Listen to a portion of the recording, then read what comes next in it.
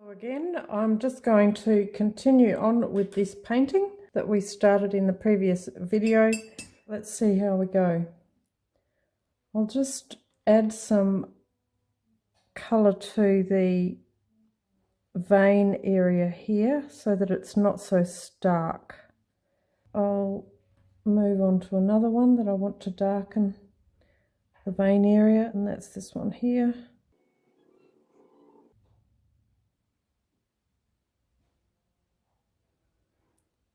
I'm just going to wet the area first on one side of the leaf.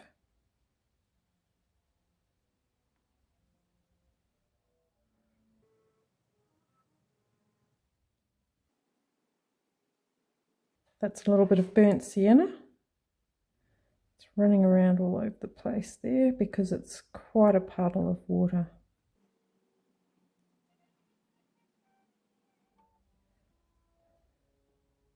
Adding a little bit of alizarin crimson.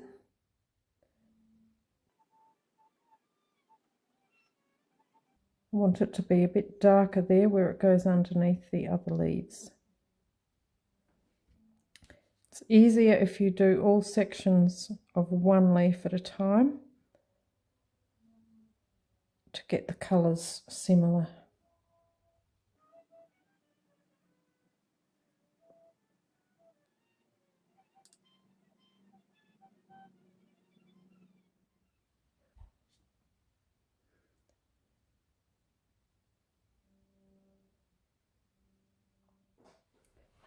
I'm working on my painting upside down because I actually want the leaf to be in a convenient location for my hand.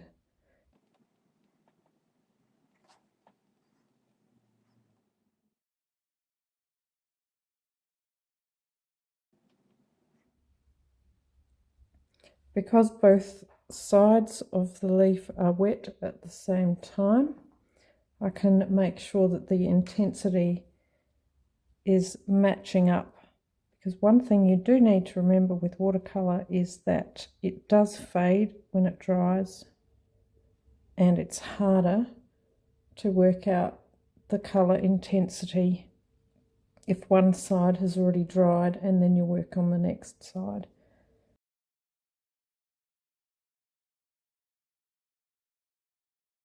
Doesn't matter if you go over a little bit of the vein area there. Just going to bring in a little bit of Paraline Maroon.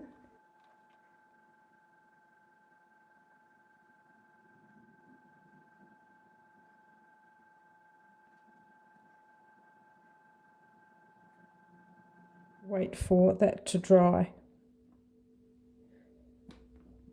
I'll just add a little bit of colour down here as well that's similar, I think.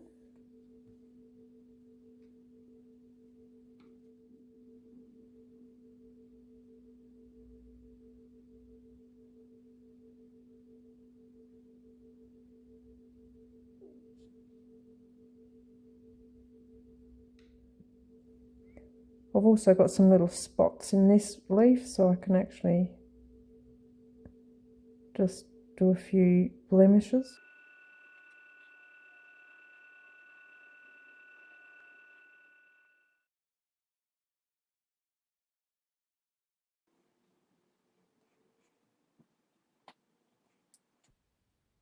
Always paint to the edge of your paper.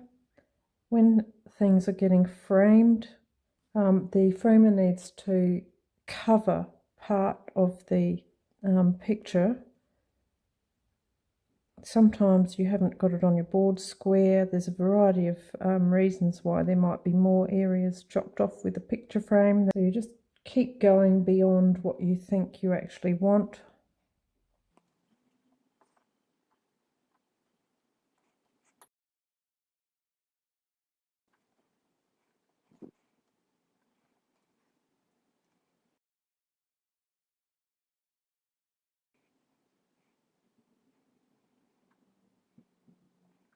If you've made your vein too wide initially, you can use this time to actually neaten that edge up. You can see here too that if you put your brush into an area that's wetter than your brush, the colours will flow into the brush. And I've actually taken the colour from this area and put it over here.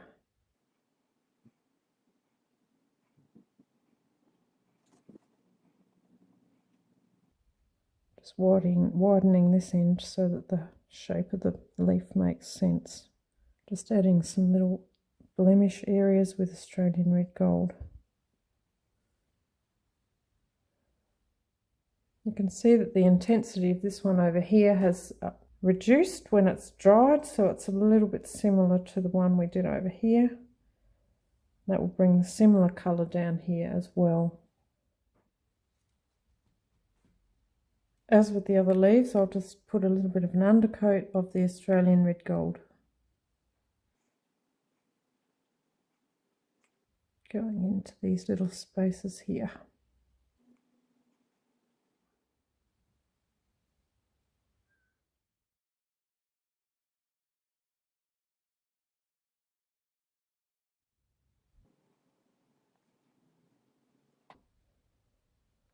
Just using a little bit of raw umber here.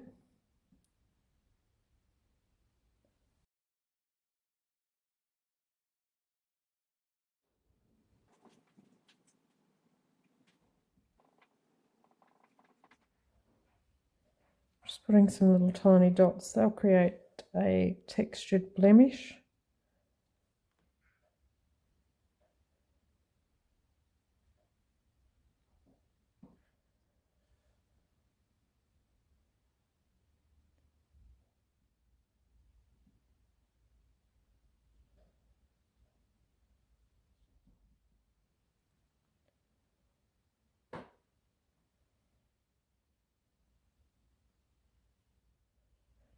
This is going onto a dry leaf, which is why it's leaving hard little edges. If I was to put this on a wet leaf, these colours would just spread everywhere.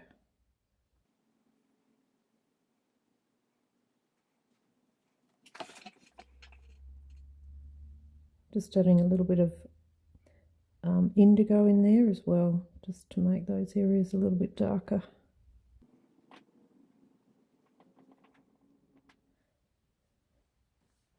These leaves have been on the ground, they're not all neat and tidy.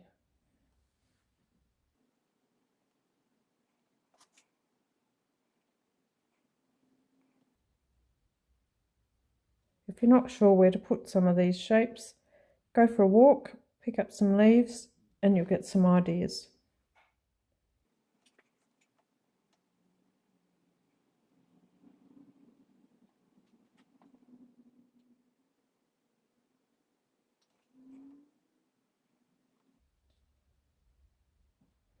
I'm continuing this effect from this side to this side and not just stopping it where this leaf lays over top.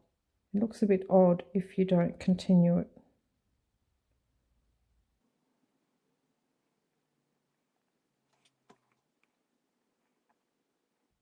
Again, this will dry lighter, so if it's not as dark as you would like, you can actually go over top with another layer.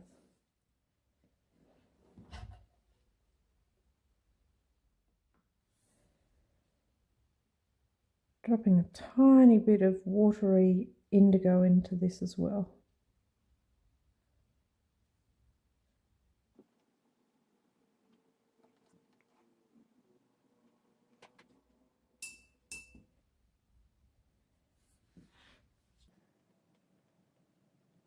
I'm using a very fine tipped brush for this. Okay, we'll just work on this leaf back in here. I've already wet each side, so you can see when I put the colour in, there will be a gap where the vein would be.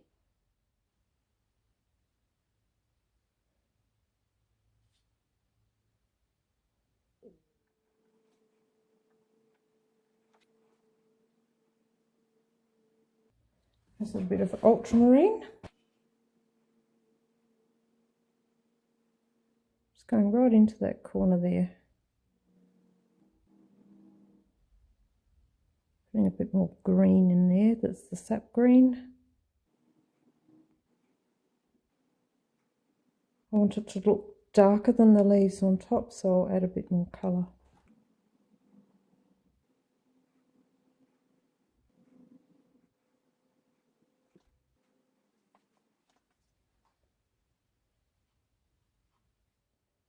Just warming it up a little bit with some Australian red gold spots.